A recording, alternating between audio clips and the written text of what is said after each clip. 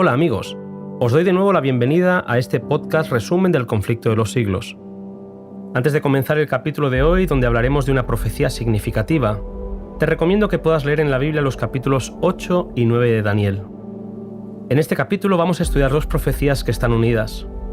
En realidad, es una misma profecía que tiene dos elementos de tiempo: 2300 años, capítulo 8 de Daniel, y 490 años, capítulo 9 de Daniel.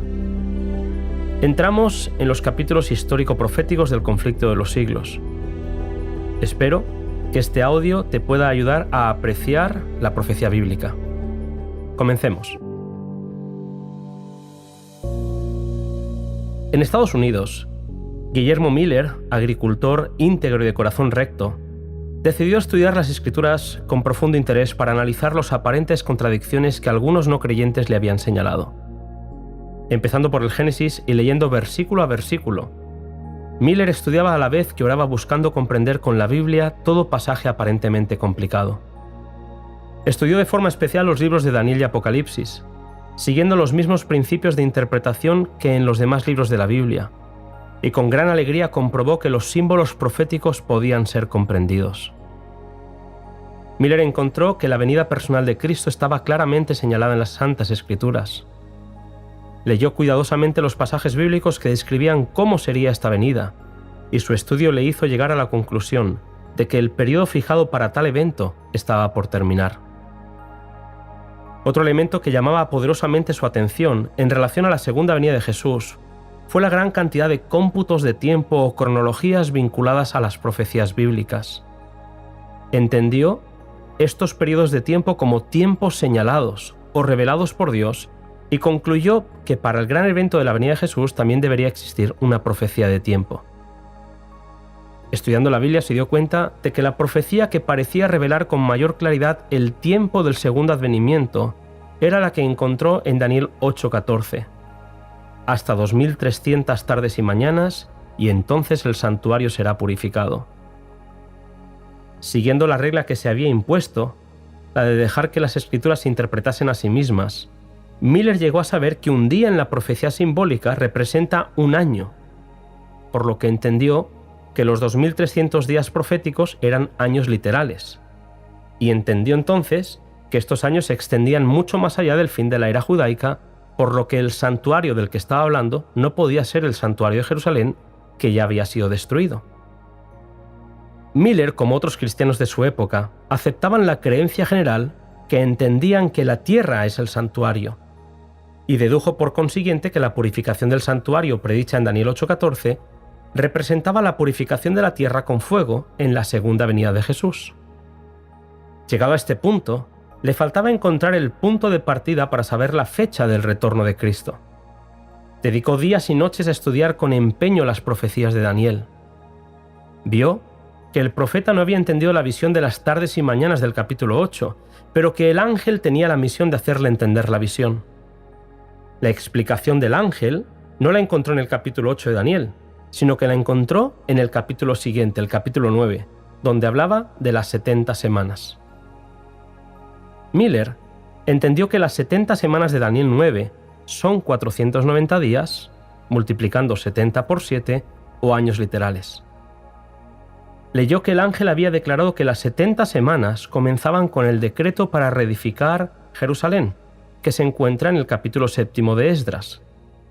Allí pudo leer que los decretos de Ciro, Darío y Artajerjes, reyes persas, completaban la orden para restaurar y reedificar Jerusalén, por lo que pudo marcar el año de inicio de la profecía, el año 457 a.C.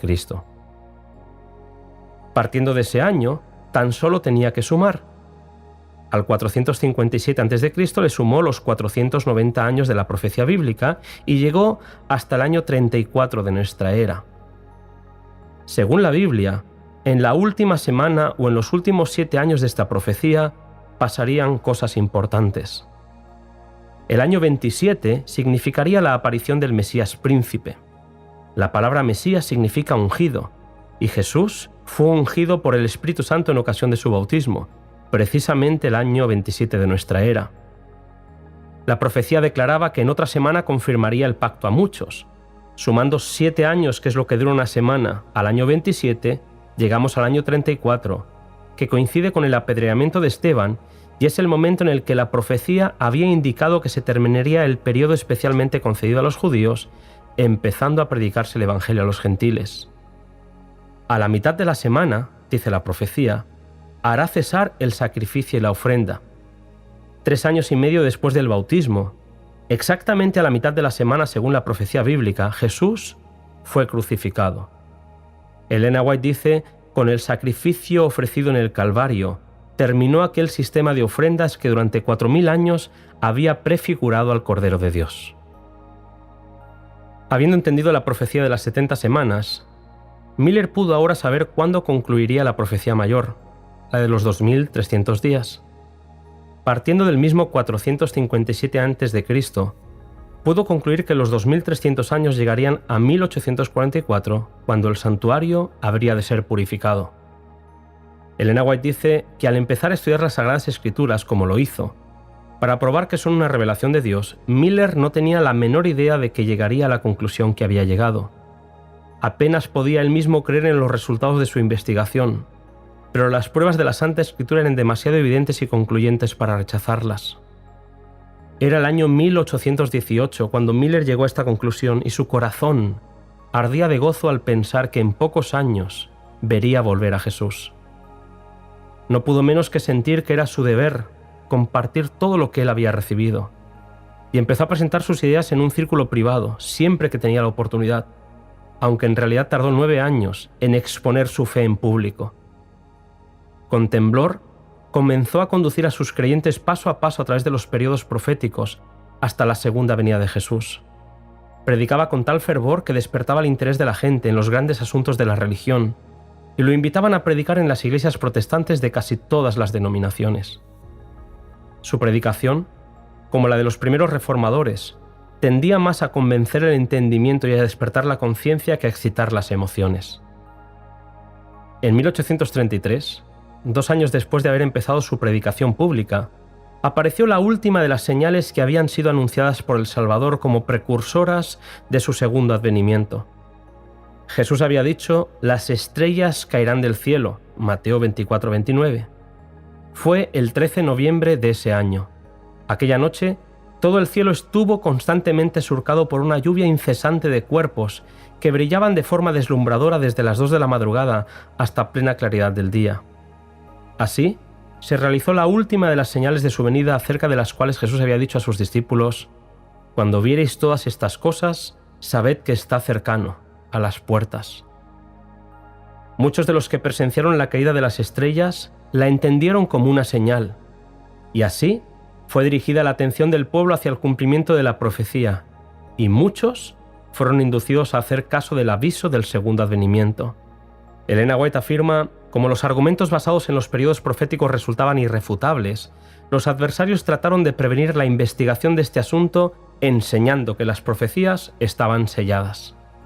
De este modo, escribe ella, los protestantes seguían las huellas de los romanistas. Mientras que la Iglesia papal le niega la Biblia al pueblo, las iglesias protestantes aseguraban que parte importante de la palabra sagrada no podía ser entendida. En esto, contradicen lo que la palabra de Dios afirma de forma clara: el que lee, entienda. Termino este capítulo diciendo que más allá del cómputo profético y la interpretación del evento relacionado con el mismo, lo más bonito fue que los que aceptaron la doctrina de la venida de Jesús vieron la necesidad de arrepentirse y humillarse ante Dios.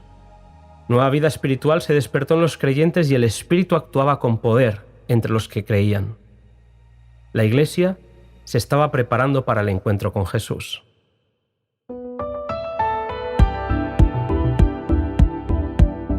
Hasta aquí el capítulo de hoy. Gracias por tu compañía. Nos vemos en el siguiente podcast titulado La luz a través de las tinieblas.